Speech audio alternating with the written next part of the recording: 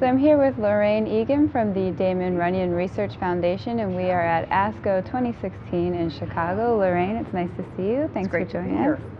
So can you give us a quick overview of Damon Runyon Research Foundation and the mission of your organization? Sure. The Damon Runyon Cancer Research Foundation has actually been around since the 1940s, and its unique mission is to fund the most brilliant and audacious young scientists in cancer research. So we view ourselves as basically like a recruiting and venture capital firm for cancer, because we identify the smartest young scientists that are out there and give them the funding they need to test their new ideas about cancer, and we encourage them to take risks on bold, big ideas that can really revolutionize all forms of cancer. Mm-hmm. And at ASCO this year, have you seen any sessions or attended any talks that were really kind of those bold risks that you thought that patients at home really should be learning about?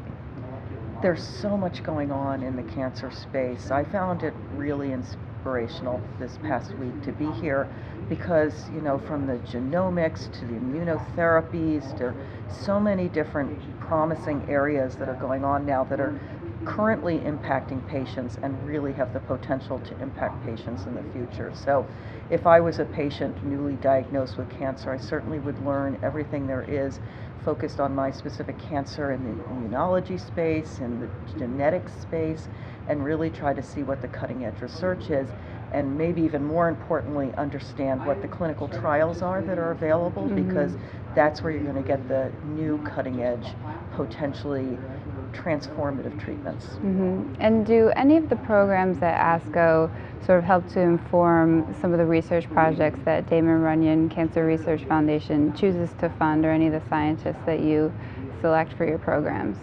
So what I do at ASCO, in a way, is see if the work that we currently fund is really getting to the forefront. So in a way, it's a place where I validate the decisions that we make about our research. So are our scientists presenting at the crowd, source kind of sessions, So for example, I just went to yesterday one of the big sessions on immunotherapy, and 3 out of the 6 presenters were Damon Runyon scientists. That shows that we're doing what we should be doing. So it really validates the decisions we make about who should be funded and which cutting edge research should be funded.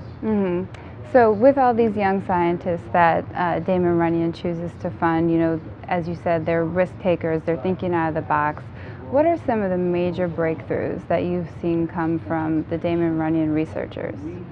So since we've been around for many years, our scientists have really been on the forefront of a lot of science. So looking way back in the 1950s, identifying cigarette smoking as a leading cause of cancer, all the way to today, where I see our scientists very much in the immunotherapy space, in the development of the new checkpoint inhibitors, in the development of the new CAR T-cell therapies that are literally saving lives today.